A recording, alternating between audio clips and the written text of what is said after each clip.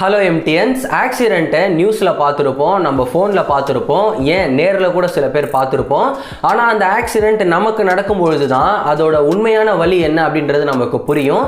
சரி, எதனால் இந்த மாதிரி விபத்துக்கள்லாம் நடக்குதுன்னு யோசித்து பார்த்தோம்னா, ஓவர் ஸ்பீடாக வந்திருப்போம், ரூல்ஸை மதிச்சிருக்க மாட்டோம், நாம் வண்டி ஒழுங்காக ஓட்டியிருந்தாலும் பக்கத்தில் வந்த வண்டி ஒழுங்காக வந்திருக்காது, கவனக்குறைவாக இருந்திருக்கும், இல்லை வண்டியில் ஏதாவது ப்ராப்ளமாக இருந்திருக்கும், இல்லை நாய் குறுக்க வந்திருக்கும். இந்த மாதிரி விபத்து நடக்கிறதுக்கு பல காரணங்களை சொல்லுவாங்க. ஆனால் என்ன பொறுத்த வரைக்கும் இந்த காரணங்கள் எல்லாம் விபத்து நடக்கிறதுக்கு ஒரு வகையான காரணமா இருந்தாலுமே இதை விட முக்கியமான ஒரு 3 காரணங்கள் இருக்கு. ஸோ அந்த 3 காரணங்களால தான் விபத்துக்கள் அதிகமாக நடக்குது அப்படின்ற மாதிரி நான் பார்க்குறேன். ஸோ அந்த 3 காரணங்களை ஒழுங்கா புரிஞ்சுக்கிட்டு அதை நம்ம சரி பண்ணாலே போதும், விபத்துகள் நடக்கிறத பெரும்பாலும் குறைக்க முடியும். அதுல முதல் விஷயம், நீங்க மென்டலி ப்ரிப்பேர்டா இருக்கணும். ரெண்டாவது விஷயம், எமோஷனலி கரெக்டா இருக்கணும். மூணாவது விஷயம், பிசிக்கலி ஃபிட்டா இருக்கணும். ஸோ ஒரு முறை நீங்க பைக்கோ இல்ல காரோ இல்ல எந்த ஒரு வாகனத்தை ஓடுறதா இருந்தாலும் இந்த 3 விஷயத்துல நீங்க கரெக்டா இருந்தீங்க அப்படின்னா பெரும்பாலும் விபத்துக்கள் நடக்கிறத தவிர்க்க முடியும். சோ அதுல முதல் விஷயம், மென்டலி எப்படி நாம கரெக்டா ப்ரிப்பேர் ஆகுறது அப்படின்னா, இப்போ நீங்க ஒரு இடத்துக்கு போக போறீங்க, அந்த இடத்துக்கு 10 மணிக்கு நீங்க போகணும். சோ இங்க இருந்து அந்த இடத்துக்கு போகிறதுக்கு உங்களுக்கு 10 நிமிஷம் தேவைப்படுறதா கற்பனை பண்ணிக்கோங்க. அப்போ நீங்க இங்க இருந்து 1/4 மணி நேரம் முன்னாடியே நீங்க அந்த ரைடை ஸ்டார்ட் பண்ணிட்டு இருக்கணும்.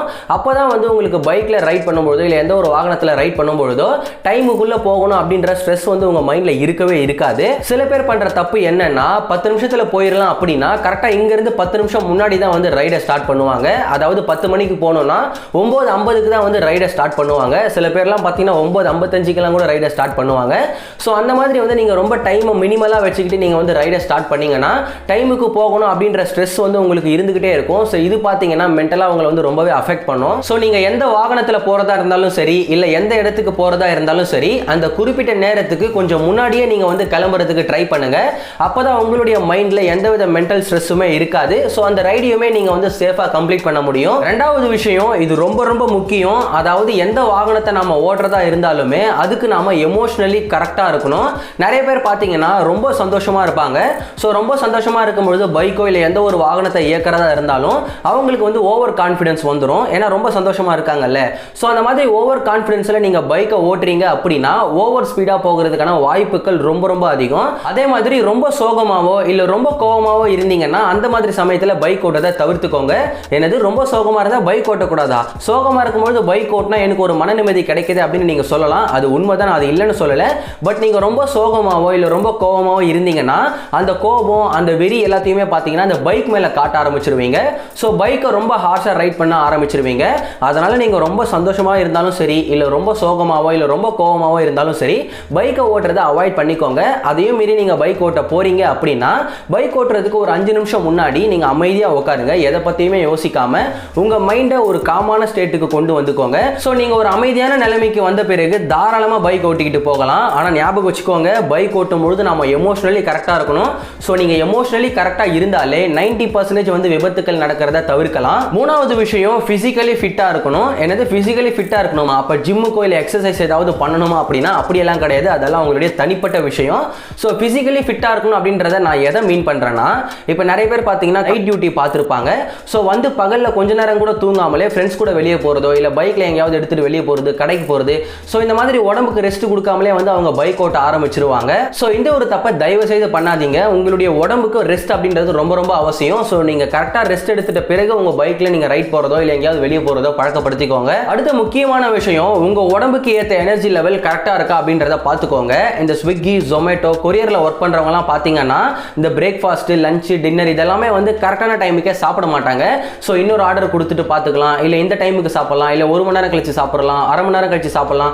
இந்த மாதிரி அவங்களுடைய பிரேக்ஃபாஸ்ட் டைமையோ இல்லை லஞ்ச் டைம், டின்னர் டைம் இதெல்லாமே தள்ளி போட்டுருவாங்க. பட் இந்த மாதிரி பண்ணீங்கன்னா உங்க உடம்புக்கு தேவையான எனர்ஜி கரெக்டான டைம்ல கிடைக்காம போயிடலாம். ஸோ நீங்க சரியா சாப்பிடாம ரைட் பண்ணிட்டு இருந்தீங்கன்னா உங்களுக்கே தெரியாம டக்குன்னு உங்களுக்கு மயக்கம் வரலாம், இல்லை ஏதாவது ஒரு சோர்வு ஏற்படலாம். ஸோ அந்த மாதிரி சமயத்தில் அது மிகப்பெரிய விபத்தை ஏற்படுத்தி தரதுக்கான வாய்ப்புகள் ரொம்ப ரொம்ப அதிகம். ஸோ நீங்க பைக் ஓட்டுறதா இருந்தாலும் சரி, இல்லை எந்த வாகனத்தை ஓட்டுறதா இருந்தாலும் சரி, உங்க பாடிக்கு ஏற்ற எனர்ஜி லெவலை நீங்க கரெக்டா மெயின்டைன் பண்ணணும். அண்ட் அதை விட ரொம்ப முக்கியமான விஷயம், நீங்க எப்பொழுதுமே ஹைட்ரேட்டடா இருக்கணும். அதாவது நீங்க கொஞ்ச நேரத்துக்கு பைக் எங்கேயோ ஓட்ட போறீங்க, இல்லை ரொம்ப தூரத்துக்கு போக போறீங்க அப்படின்னா குறைஞ்சது ஒரு 1 லிட்டர் பாட்டில தண்ணியை கூடவே கொண்டுட்டு போங்க. ஸோ எப்பயாவது நீங்க சோர்வா ஃபீல் பண்ணீங்க அப்படின்னா தண்ணி குடிச்சு உங்களுடைய பாடியை நீங்க ஹைட்ரேட்டடா வச்சுக்கோங்க. கடைசி முக்கியமான விஷயம், நாம எப்படி பிசிக்கலா ஃபிட்டா இருக்கணுமோ அதே மாதிரி நம்ம பைக்குமே நாம போற இடத்துக்கு ஃபிட்டா இருக்கணும். ஸோ ஒரு முறை பைக்கை நான் எடுக்கிறதுக்கு முன்னாடி முன்னாடியுமே ஒரு 3 விஷயத்தை கவனமா பார்ப்பேன். அதுல முதல் விஷயம் பாத்தீங்கன்னா பேசிக் விசுவல் இன்ஸ்பெக்ஷன் தான். அதாவது பைக்கோடைய தோற்றத்தை வந்து பேசிக்கா பார்ப்பேன். ஸோ பைக்ல ஏதாவது ஸ்கிராச்சஸ் இருக்கா, இல்லை டேமேஜஸ் இருக்கா, இல்லை ஏதாவது கட் ஆகிட்டு இருக்கா, ரொம்ப முக்கியமா பைக்ல ஏதாவது லீக்கேஜ் இருக்கா, இந்த மாதிரி பேசிக்கா வந்து பைக்கை ஒரு முறை சுத்தி பாருங்க. ரெண்டாவது விஷயம், பைக்கை கொண்டு போறதுக்கு முன்னாடி ஃப்ரண்ட் அண்ட் பேக் 2 பிரேக்கையுமே ஹார்டா அப்ளை பண்ணி கரெக்டா ஒர்க் ஆகுதா அப்படின்றத செக் பண்ணிக்கோங்க. மூணாவது முக்கியமான விஷயம், ஃப்ரண்ட் அண்ட் பேக் 2 டயரையுமே ஏர் பிரஷர் கரெக்டா இருக்கான்னு செக் பண்ணிக்கோங்க. டயர்ல ஏதாவது டேமேஜ் இருக்கா அப்படின்றத பேசிக்கா செக் பண்ணிக்கோங்க. ஸோ இனிமே நீங்க பைக் ஓட்ட போறீங்க அப்படின்னா மென்டலி நீங்க ப்ரிப்பேர்டா இருக்கணும், எமோஷனலி கரெக்டா இருக்கணும், பிசிக்கலி ஃபிட்டா இருக்கணும். அண்ட் ரொம்ப முக்கியமான விஷயம், உங்களுடைய பைக்குமே அதுக்கேற்ற மாதிரி கரெக்டா இருக்கணும். ஸோ இந்த மெயின் ரீசன்ஸை நீங்க கரெக்டா பார்த்துக்கிட்டாலே போதும், 90% நீங்க வந்து சேஃபா ரைட் பண்ணலாம். நம்ம சேனல் கூடிய சீக்கிரம் 300k சப்ஸ்கிரைபரை ரீச் பண்ண போறோம். ஸோ 300k சப்ஸ்கிரைபரை ரீச் பண்ண பிறகு வெள்ளூர்ல மீட்டப் இருக்கு. கண்டிப்பா வந்து சண்டே தான் வந்து நான் மீட்டப் வைப்பேன், கவலைப்படாதீங்க. ஏன்னா அப்பதான் எல்லாரும் கலந்துக்க முடியும்.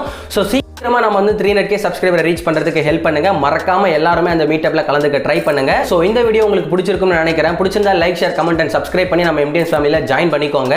கர்மாவை எதிர்பார்க்காம உதவி செய்யுங்க. மற்ற எந்த விஷயத்தை பண்றதா இருந்தாலும் கர்மாவை எதிர்பார்த்து செய்யுங்க. இன்னொரு யூஸ்ஃபுல்லான வீடியோஸ்ல உங்களை வந்து பார்க்குறேன். Bye bye MTNs, love you MTNs, நன்றி.